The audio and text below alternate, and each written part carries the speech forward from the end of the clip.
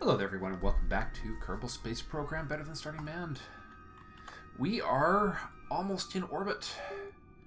I just finished my last pass through the atmosphere, putting our apoapsis at 473 kilometers. And we are going to swing the ship around and get this thing into a proper orbit. Because honestly, this is good enough for my purposes. If I run out of gas trying to get this thing into orbit, well, you know what? I'm not going to cry myself to sleep over that.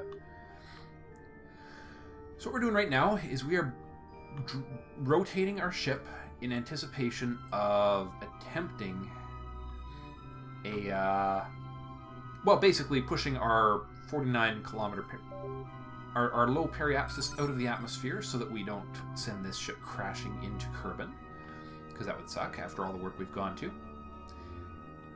And, then we'll do another burn to get this thing into solid orbit, and then we'll claim it as having been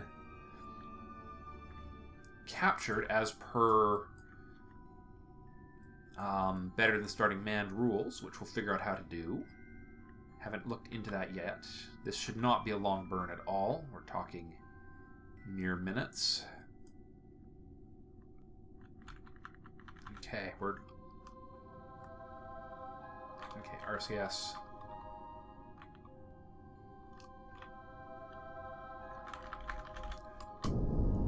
3 seconds. Okay, not long at all. Come on, stop it. There we go. We're trying to get this, the periaps we're putting at about 100. I don't want it getting in the way of our other... everything else that's sitting in the frigging orbit right now. Perfect 100 kilometer apoapsis, or periapsis. Future apoapsis. Alright, now for the final burn. It's going to be a little more pricey. By a little more pricey, I mean...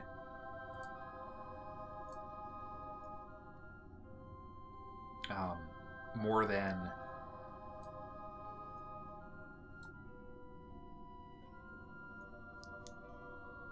trying to make it a perfectly round 100 kilometer orbit here. That one's at 99, so we need to adjust the timing just a little. The closer we are to exactly on the periapsis. Okay. The more circular the ending orbit will be.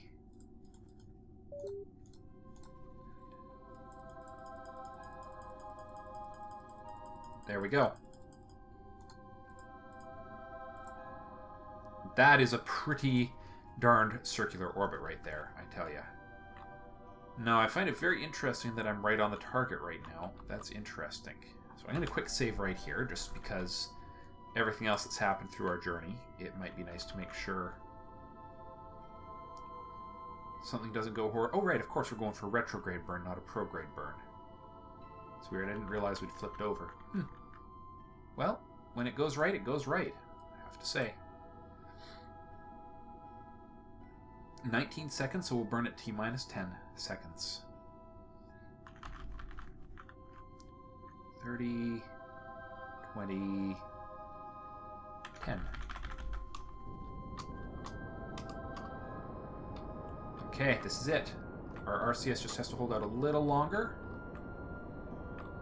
Just a little longer, come on. Oh, it's going to run out, isn't it? It's going to run out. And then we're going to start swinging wildly.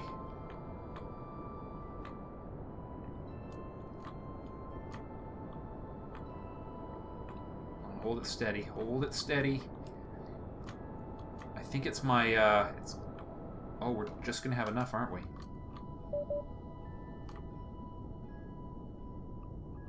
Alright, let's kill it. Dang it, I messed up. How much do I care? Not a lot. A little. Not a lot.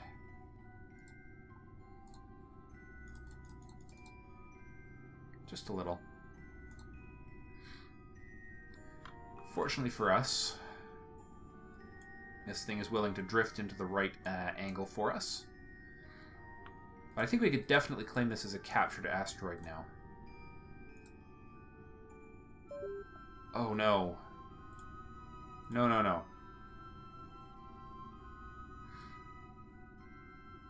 Okay, let's see what it means as we get this. If this is something I have to transmit home, I'm going to be whimpering. Otherwise, well, we'll just have to send up a little ship to visit this. It'll be a manned probe just 'cause.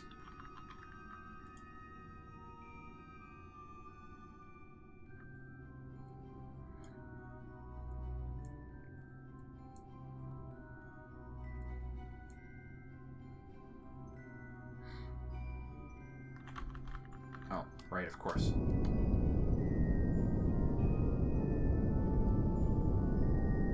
Actually not going too badly, all things considered equal. Good.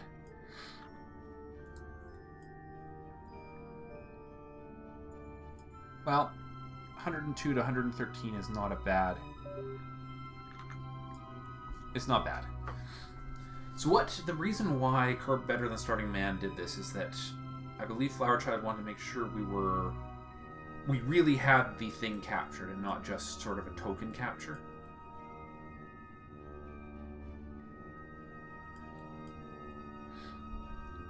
So yeah, so if this has to transmit, that'll be kind of tragic, but that's why we've got lots of time in this episode to design a ship to come up here and grab this, grab the science.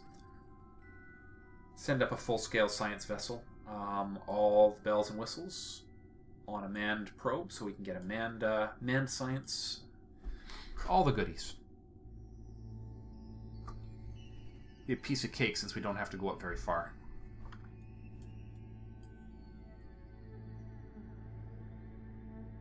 Oh, hey, it's got raw material levels.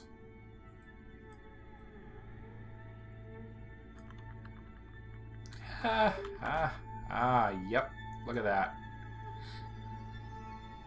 Boy, that was stupid of me. I didn't even think of that. Okay, well. That just means we have to come up here with a little, just a little ship to pick up the science, and I might as well... Well, I guess the question is, do I need to contemplate... I'm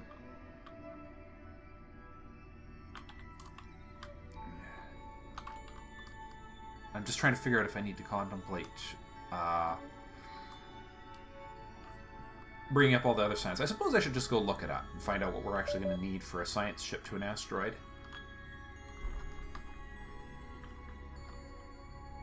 Come on, turn around. There we are. There we are. So it's going to be a tiny little burn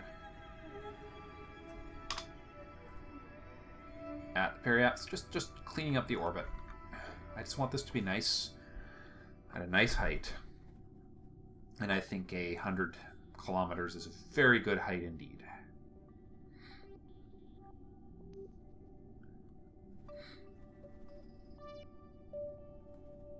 So we'll have to come up here with it'll have to have a docking clamp on it. I suspect I have to be docked with it to actually, well, and it'll be safer to be docked with it with a Kerbal on board anyways, so...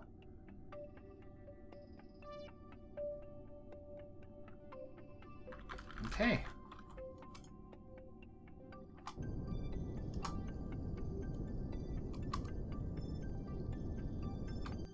Okay, that is more along the lines of what I was looking for. 101 to 102, that is done and done. Alright, everyone. Success. We've captured an asteroid. We just have to bring along go grab our science kits, and I'll go find out what exactly we're going to need to bring up here to fix my minor oversight of a antenna. And I'll see if I can bring up all the other hardware and get extra science out of this. Alright, see you in a minute. Okay, no, hold on. I'll see you when I've actually gotten this thing in the sun so that it doesn't die. I'd rather keep this ship alive if necessary, because I could deorbit it and get it out of the way, or something. But for now, let's just get it in the sun. Alright, see you on the flip side. Hey guys, so we're back, and, well, things happened. We're running a new video recording program, and of course, the day I run my new video recording program is, of course, the day that my microphone decided to not record my audio. So we're recording a voice over. You won't be able to do a proper test of my recording system's results because it's voiceover. So what I'm doing right now is I'm showing you my Asteroid data recovery ship. Designed, purpose-built to just go up and grab that asteroid. It's also equipped with just about every scientific device possible so that we can go up there and actually find out if anything else will give us science from an asteroid. My instinct is no, but hey, you know, there's only one way to find out for sure. Sometimes you just have to discover the truth experimentally rather than any other way. So I've got a lot of parachutes on that thing. I tried to set this thing up with the same reversible engines rig that I did on the previous ship, but, well, needless to say, I must have messed up the hotkey a bit, because only one engine is actually connected to it on each stage. So, oops, that's a thing. So, we're going to go, well, in a minute we're going to go to the launch pad. Right now we're just getting organized. I'm checking a few things, making sure all the pieces are there. This is a really old ship design, by the way. The lifter is the 40-ton lifter, which we haven't used in a long, long time. But for this launch, it's more than adequate. I mean, we're only going after a object in a 100-kilometer orbit. We have more fuel and everything than we should ever need for this project. Anyways, have you spotted the mistake I made yet? If you haven't, you're going to see it pretty quick here. I'm just looking for my target in orbit right now. And yeah, so there's their asteroid. It's actually good timing, which is just coming around to overhead. So I fast forward a little. Time warp.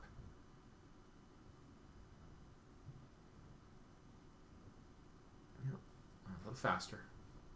It's nice that you can actually time warp pretty fast on the ground. I'm just explaining the plan for the launch. We're going to do a launch to equatorial orbit and do a normal modification at the ascending/descending node. Makes way more sense. Anyways, we're going to the launch pad and we're amping up the engines and fire away.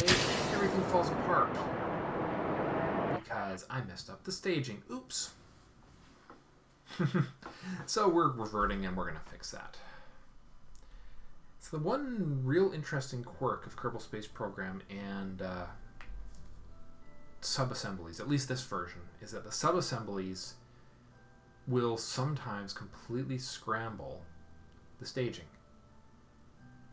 Right now I'm just trying to figure out what's supposed to be in which stage here.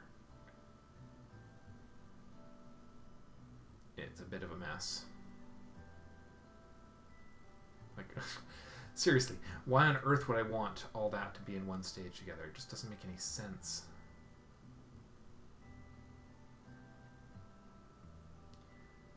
Alright, now we're just moving all the proper pieces into their place.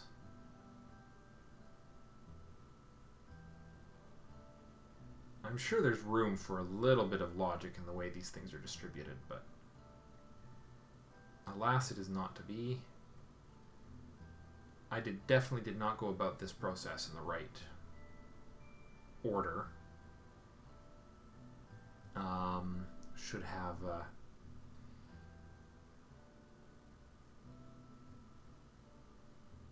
okay, there we are. That's a little more like it. Now it's not going to shake it. Now it's not going to, explode apart. I originally thought the struts had failed. It wasn't until I got back to the vehicle assembly that I had realized I'd completely botched the botched the staging setup. Ooh, pardon me. So, I might as well ask you guys now, rather than at the end of the episode. I'm trying to decide what to do with the Kerbal series. I must admit, I'm running a little bit dry on patience with the number of crashes I've had recently, which I'm sure is something that switching to the new version of the game would help with. I don't even know how many crashes are related to the game and how many might be better than Starting Man related. I'm sure, in terms of bugs that that Flower Child may not have he switched to the new version of the game. Probably honestly better than Starting Man. It's pretty incredibly stable. So either way, in the near future, I'm putting this series on hiatus. Hopefully, most likely not as long as Better Than Wolves has been on hiatus. That's a whole other story right there. I'm leaning towards retiring this and starting a Season 4 in the latest and greatest version of the game. We'll see where Better Than Starting Man is at. I mean, that Mars mission is still, or that Duna mission is still something I wouldn't mind accomplishing, but I feel like I've fallen so far behind the state of the art, so to speak, that maybe it's time I got back to the real,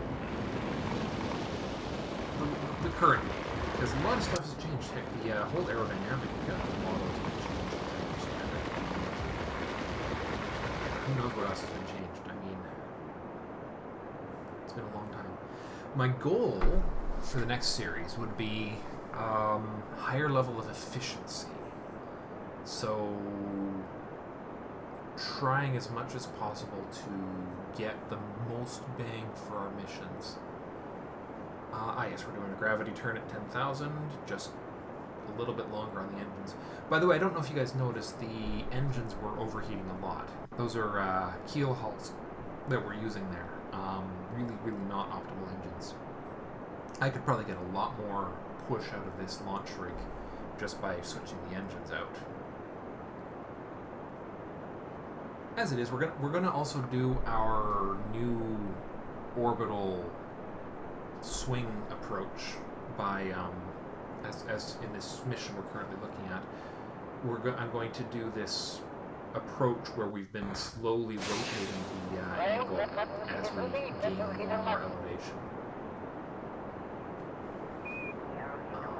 The idea being that we're not pushing our apoapsis up out of control, and instead we're slowly swinging more rotation into our periapsis as well, and pushing that up out of the so that our final burn is not nearly as long as it would be otherwise. Okay.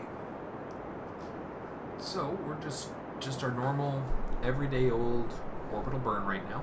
Nothing too fancy, nothing too crazy.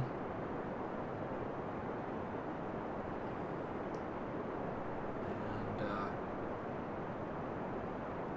I'm actually probably going to have a look at our speed relative to target right now, because I'm kind of curious.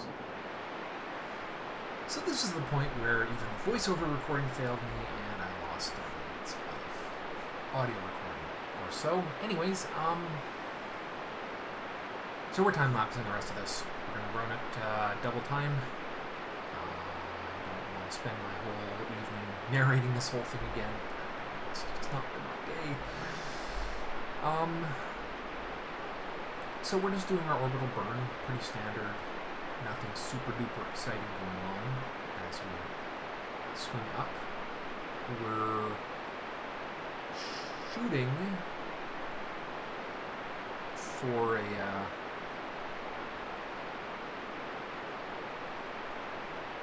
that's weird. Yeah, we're heading towards a nice 100-kilometer apoapsis, which we're actually pretty close to now.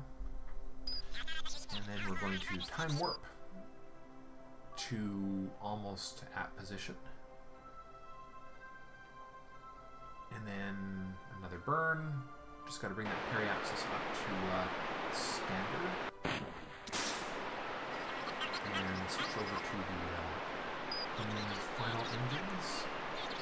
plenty powerful enough for this ship. And rotate into position, one more burn, and that'll do. Now we're looking relative to our target. I try to slow down a bit. I realize that that's probably not the way to do things right now. So we start planning our burn. And what we're going to do is we're going to do a normal burn with a tiny bit of prograde and see if we can actually get a better encounter in the process. So I zero out the tilt between the shots, and I start tweaking those numbers, and I realize that first encounter is getting closer and closer every time I tweak those numbers, so I keep going until I get until that happens right there. It flicks over and I get a 2 kilometer separation 1 orbit away. Just perfect, just perfect.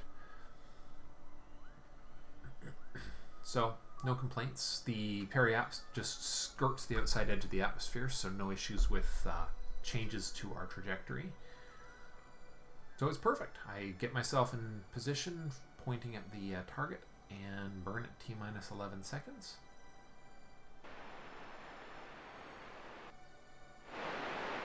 And yeah, we're just changing our angle, dropping our, well, I don't really care about target relative speeds right now. So, finish the burn, just a little bit more at low power, and good enough. And now we do our lovely run around the planet. And I, switch myself around to actually get the view of our ship as we swing around. And coming up is the moment where I discover that I messed up the action groups that control the ship, which made me a little sad. But hey, that's life, not a big deal. That's just something we can fix later. And so shortly, I'm trying to get myself oriented closer to where the ship is right now so that I'm a little bit more ready. I, of course, do it in the most inefficient manner possible, which annoys me a little bit, but I finally get us swinging in the right direction to actually see the full thing, and then we time warp, and of course, after the fact, I realize that the thing's going to be swinging way away from where we are right now. Fortunately for us, the retro to target, or the prograde to target marker is still pretty well placed. So what we're going to do is we're going to swing to there, and this is where I try to switch my engines. And I go, oh, I screwed up. So I quickly go around and I disable the 4 engines. And then I lose my target, because I don't know why. And then we start slowing down relative to our target. I have to reset our target a couple times to get this to actually work right. Just one of those, just being quirky. The game's just being quirky right now. So we're taking that down as close to 0 as is possible. Because, well, we want our marker to start moving towards the prograde position. So at 0.5 meters per second relative velocity, it's time to point ourselves at the asteroid and switch those marks for those engines around for the last time, because, well, they're stupid. Turn them all on, and now we burn towards the target. We'll get about somewhere between 5 and 7 meters relative velocity here. And then we just burn, time warp. Mostly we're using the RCS at this stage. I might actually be overdoing the RCS use this early in retrospect, but well, our approach looks good, so I ain't going to complain too much. So we're swinging in, slowing down, reorienting our ship, getting closer to the target. Honestly, this was a beautiful textbook docking run. I'm pretty happy with how that worked out. So I'm not going to complain, not even a little, about how things worked out in the end. I can complain about the fact that I'm doing this for that I'm voicing this for the 3rd time this evening, but I'm not going to complain about the actual results today. Oh boy. Just one of those days, I guess.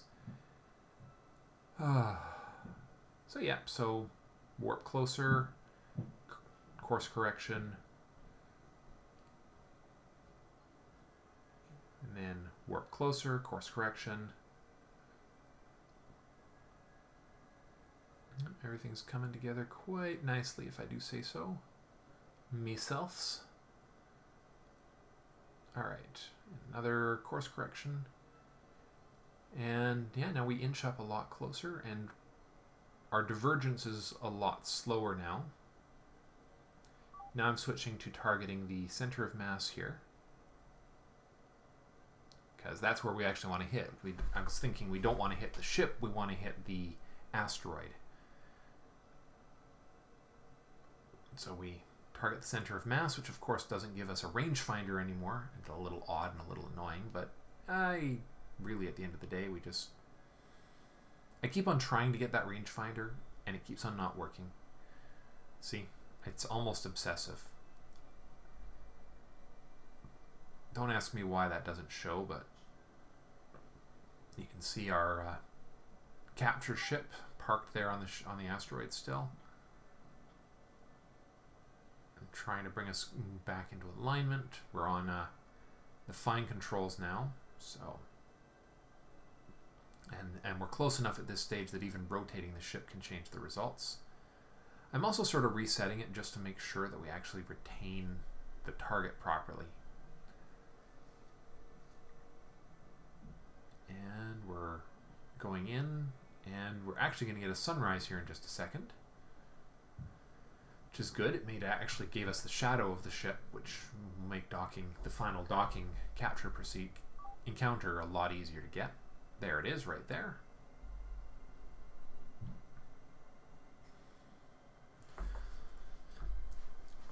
So coming in for the final approach, if there's a funny cut there, it's this voiceover recording today is just not cooperating. So we're just roaring in for our docking. I'm just planning out the final positioning of our ship for actual encounter. I want to make sure I don't actually accidentally hit the rocket up there. It works out okay in the end. You can see the shadow kind of creeping its way across the asteroid.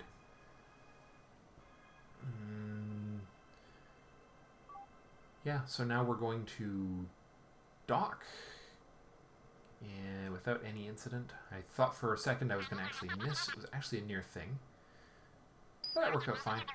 So now we're going to transfer the data from the asteroid to our command module, with the command module selected, of course, and then quickly going around and doing a science instrument evaluation for asteroid data purposes, and as expected and suspected, none of them are worth any science. But now we know. Now I know for sure.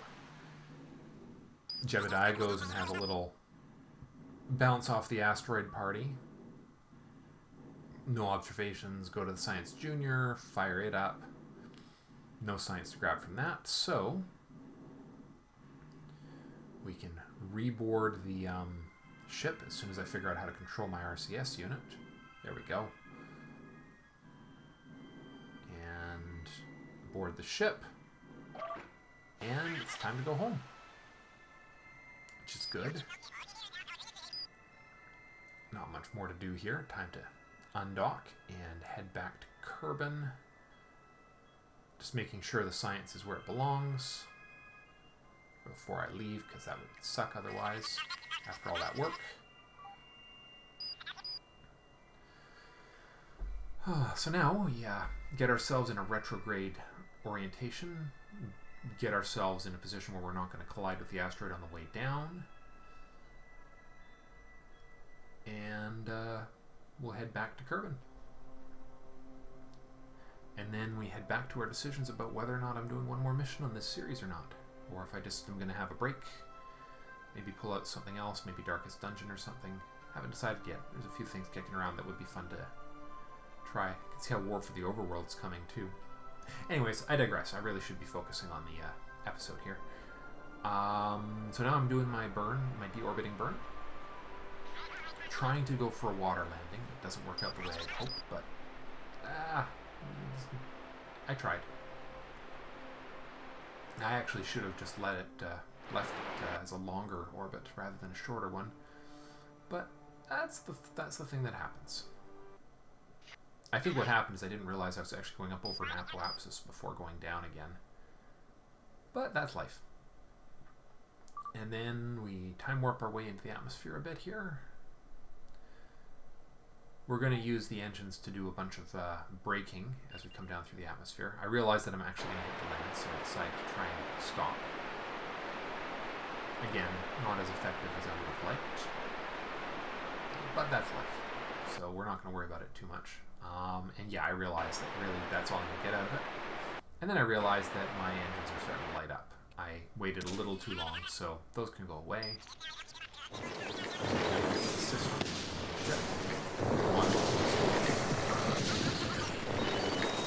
And now we're just going for a standard drift to the surface landing. Gonna land on a nice flat grassland without any problem here. Packing up that thing there. And in a moment we'll be able to deploy our parachutes and we'll be heading for the ground. There we go. Parachutes are deployed. Time warp down to the full deployment. There's the rest of the ship disappearing in the distance. I'm not sure if it hit the ground or if it got deleted by distance from the command module or from the active ship. Anyways, we burn our way down to the ground, and at 500 meters it slams from 80 meters per second to 5. Not quite enough of a change to make Mr. Jebediah into pulp, but I'm sure it wasn't pleasant for him. And yeah, we're heading to the ground. 3, 2, 1, impact.